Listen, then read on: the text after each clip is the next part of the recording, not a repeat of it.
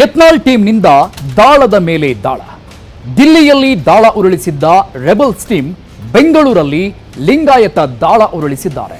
ಲಿಂಗಾಯತರ ಸಭೆಯಲ್ಲಿ ವಿಜೇಂದ್ರ ವಿರುದ್ಧ ಏನೇನೆಲ್ಲ ಚರ್ಚೆ ಆಯಿತು, ಇದಕ್ಕೆ ಪ್ರತಿಯಾಗಿ ವಿಜೇಂದ್ರ ಬಣದ ಲಿಂಗಾಯತ ರಣವ್ಯೂಹ ಯಾವ ರೀತಿ ಆಗಿದೆ, ಇಲ್ಲಿದೆ ನೋಡಿ ಆ ಕಂಪ್ಲೀಟ್ ಡೀಟೇಲ್ಸ್.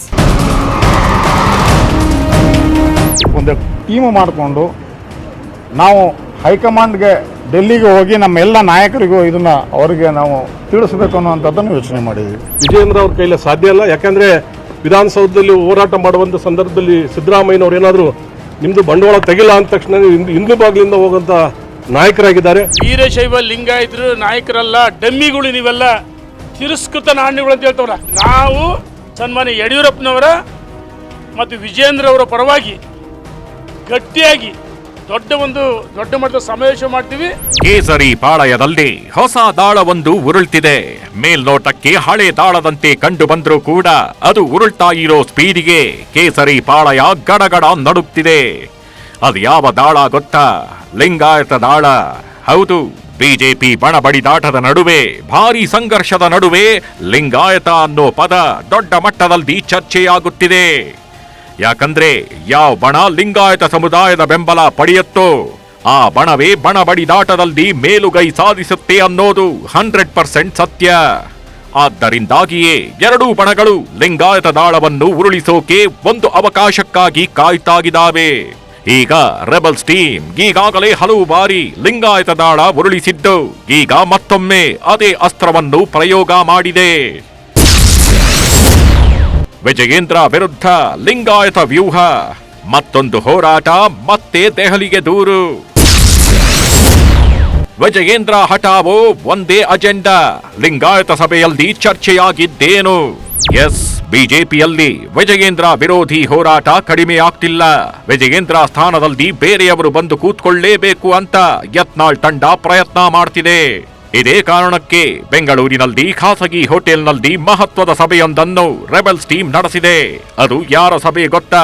ಯತ್ನಾಳ್ ಬಣದ ವೀರಶೈವ ಲಿಂಗಾಯತ ಮುಖಂಡರ ಸಭೆ. ಹೌದು, ಲಿಂಗಾಯತ ಮುಖಂಡರ ಸಭೆಯನ್ನು ಯತ್ನಾಳ್ ಟೀಮ್ ನಡೆಸಿದ್ದು.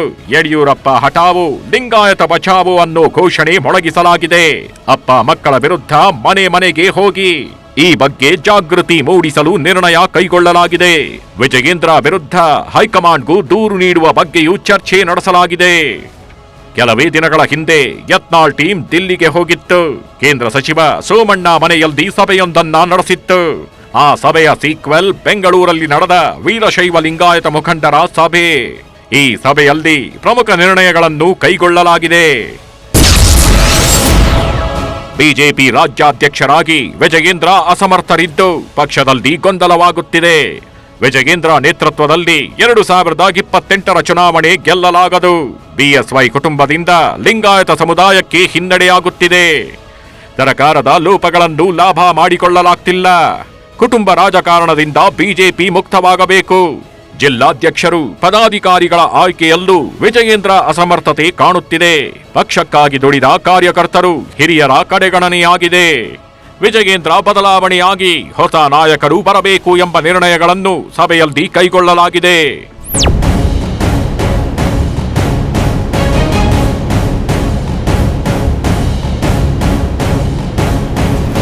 ರೆಬಲ್ ಸಭೆಯೊಂದನ್ನು ನಡೆಸೋದರ ಮೂಲಕ ದೊಡ್ಡ ವ್ಯೂಹವನ್ನೇ ರಚಿಸಿದ್ದಾರೆ. ಸಮುದಾಯದ ಮೂಲಕ ವಿಜಯೇಂದ್ರರನ್ನ ಕಟ್ಟಿ ಹಾಕೋಕೆ ಯತ್ನಿಸಿದ್ದಾರೆ. ಹಾಗಂತ ವಿಜಯೇಂದ್ರ ಬಣ ಸುಮ್ಮನೆ ಕುಳಿತಿಲ್ಲ. ಯತ್ನಾಳ್ ಟೀಮ್ ಲಿಂಗಾಯತ ಸಭೆಗೆ ವಿಜಯೇಂದ್ರ ಬಣದ ರೇಣುಕಾಚಾರ್ಯ ಕಿಡಿಕಾರಿದ್ದಾರೆ. ನೀವ್ಯಾರು ಲಿಂಗಾಯತ ನಾಯಕರಲ್ಲ, ನೀವು ಡಮ್ಮಿ ನಾಯಕರು. ನೀವೆಲ್ಲ ಚಲಾವಣೆಯಲ್ಲಿ ಇಲ್ಲದ ತಿರಸ್ಕೃತ ನಾಣ್ಯಗಳು. ಬಿವೈ ವಿಜಯೇಂದ್ರ ಅವರನ್ನ ಮುಂದಿನ ಸಿಎಂ ಮಾಡ್ತೀವಿ, ಶೀಘ್ರದಲ್ಲೇ ಲಿಂಗಾಯತ ಸಮಾವೇಶ ಮಾಡ್ತೇವೆ ಎಂದಿದ್ದಾರೆ.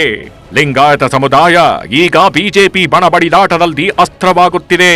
ಅಸ್ತ್ರ ಪ್ರಯೋಗಿಸಿರೋ ಯತ್ನಾಳ್ ಬಣ ಮುಂದಿನ ತಂತ್ರ ಹೇಗಿರಬೇಕು ಅಂತ ಪ್ಲಾನ್ ಮಾಡ್ತಿದೆ. ವಿಜಯೇಂದ್ರ ಬಣವು ಸಮಾವೇಶ ನಡೆಸುವುದಾಗಿ ಹೇಳ್ತಿದ್ದು, ಯಾವಾಗ ಸಮಾವೇಶ ನಡೆಯುತ್ತೆ, ಅದು ಬೀರೋ ಪರಿಣಾಮಗಳೇನು, ಅದನ್ನು ಕಾದು ನೋಡಬೇಕಿದೆ.